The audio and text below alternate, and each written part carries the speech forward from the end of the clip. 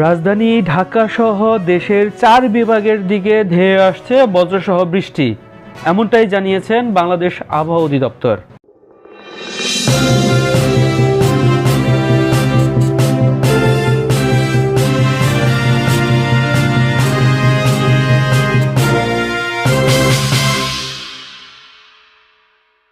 রাজধানী ঢাকাসহ দেশের 4 বিভাগে বজ্রসহ বৃষ্টি হতে পারে বলে জানিয়েছে বাংলাদেশ আবহাওয়া অধিদপ্তর। 18 মার্চ মঙ্গলবার বাংলাদেশ আবহাওয়া অধিদপ্তরের আবহাওয়াবিদ AKM নাজমুল হকের দেওয়া পূর্বাভাসে এ তথ্য জানানো হয়। আবহাওয়া অফিস জানায়, আগামী 24 ঘন্টায় ঢাকা, খুলনা, চট্টগ্রাম এবং সিলেট বিভাগের 2-1 জায়গায় অস্থায়ীভাবে দমকা, ঝড়ো হাওয়া সহ বিদ্যুৎ চমকানো বৃষ্টি বা বজ্রসহ বৃষ্টি হতে পারে।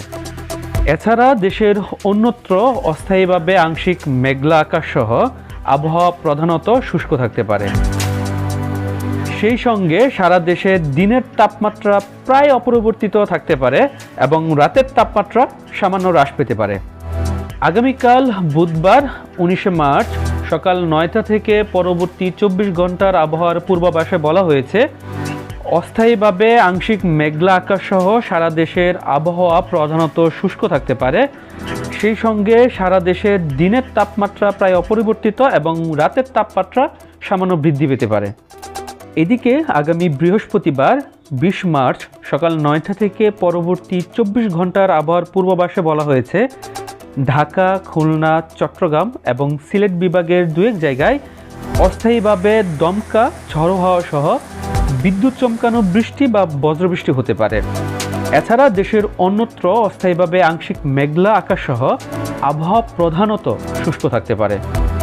সেই সাথে দেশের দিনের তাপমাত্রা সামান্য হ্রাস পেতে পারে এবং রাতের তাপমাত্রা সামান্য বৃদ্ধি পেতে পারে বলে জানিয়েছেন।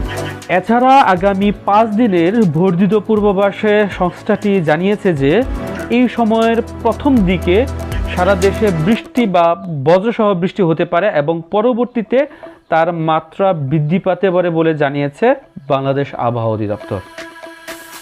এই ছিল আগামী 24 ঘন্টা ও তার বর্ধিত আবহাওয়ার পূর্বাভাস। আশা করি ভিডিওটি ভালো লেগেছে।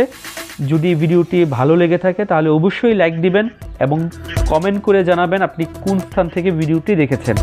তাছাড়া ভিডিওটি শেয়ার করে দিবেন আপনার বন্ধুদের সাথে, যাতে তারা আবহাওয়ার পূর্বাভাস সম্পর্কে ধারণা নিতে পারে। এবং আপনি যদি আমার চ্যানেলে নতুন হয়ে থাকেন তাহলে অবশ্যই সাবস্ক্রাইব করবেন।